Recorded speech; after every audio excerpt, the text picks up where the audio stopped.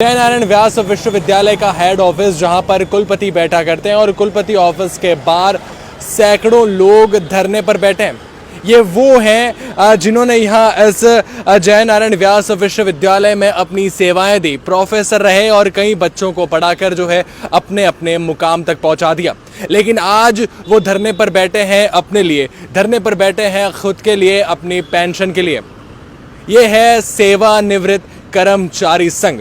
नमस्कार, आप देख रहे हैं द खटक और मेरा नाम है आदित्य। इस वक्त मैं खड़ा हूं जयनारायण व्यास विश्वविद्यालय के हेड ऑफिस यानी जहां कुलपति बैठा करते हैं उसके बाहर हूं और यहां पर आप देख पाएंगे कि सैकड़ों लोग जो हैं वो धरने पर बैठे हैं और सिर्फ एक ही मांग कर रहे हैं कि हमारी जो पेंशन पिछले 5-6 महीनों से नहीं आई है उसको जो है हमारे खाते में डलवा दिया जाए, पेंशन का जो है अस्थायी इलाज कर दिया जाए।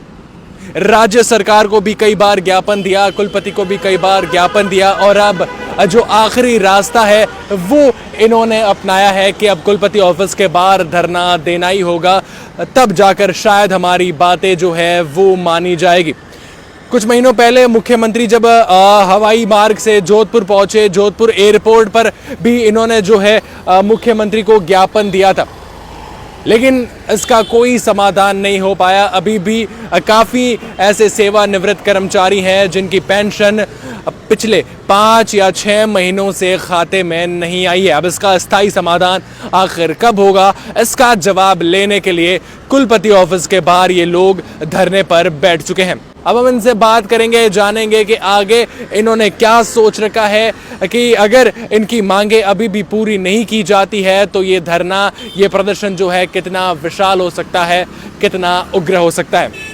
आइए बात करते हैं सेवानिवृत्त कर्मचारी संघ के कुछ लोगों से, उनका क्या कहना है। प्रदर्शन विश्वविद्यालय प्रशासन के खिलाफ पेंशन न देने का 2.5 महीने और 5 महीने एमबीएम विश्वविद्यालय के कर्मचारी को हो गए। किस प्रकार से हम अपना काम चला रहे हैं, विश्वविद्यालय प्रशासन को कई बार लिखित में हम दे चुके हैं। ये स्थिति आ रही है कि आज हमको 5 महीने और 2.5 महीने होने के पश्चात इकट्ठा होना पड़ रहा है, वो भी पेंशन के लिए, जो कि इनकी जवाबदारी है।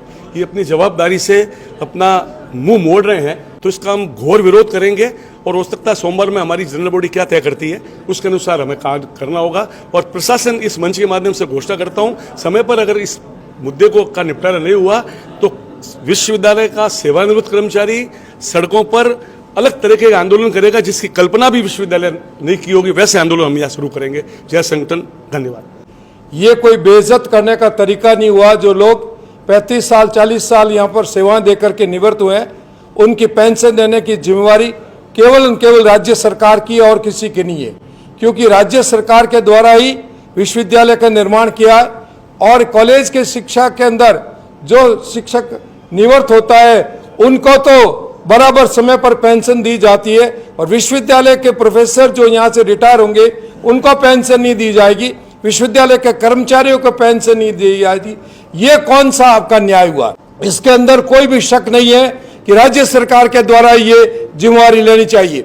पास के पड़ोस के यदि आप जितने स्टेट देख लिए तो जो सेंट्रल यूनिवर्सिटी है उनके कर्मचारियों को सेंट्रल गवर्नमेंट देती है और जो स्टेट यूनिवर्सिटी है उसकी स्टेट गवर्नमेंट देती है।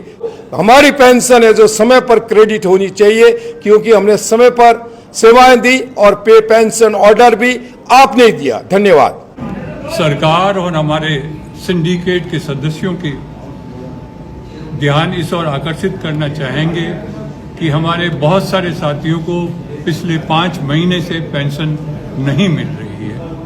आज हमारे प्रशासन की तो बात छोड़ें, एमएलए जो साथी हैं हमारे, वो भी हमारी बात को नहीं सुन रहे हैं। हमारे एमएलए साथियों ने इस बात को कह के पेंशन की प्रॉब्लम को सॉल्व करने से इनकार कर दिया कि हम एमबीएम विश्वविद्यालय का विलय चाहते हैं जयनारायण विश्वविद्यालय में। ये समस्या का हल हो ही नहीं सकता, क्योंकि जब एमबीएम महाविद्यालय इस जयनारायण विश्वविद्यालय का हिस्सा था तब भी सब पेंशन की समस्या थी।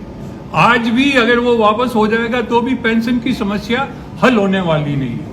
तो हम तो ये मांग करते हैं कि सभी कॉलेजेस को वापस कॉलेजेस बना दो, सरकारी पेंशन का भार अपने पे ले और हमारी इस समस्या का समाधान करें। धन्यवाद। आप सब हमारी बात पहुंचाएंगे इसी आशा के साथ। धन्यवाद। जय हिंद। आप इस बारे में क्या कहेंगे ज़रूर बताएं और ऐसी जानकारियों के लिए द खटक के साथ जुड़े रहें।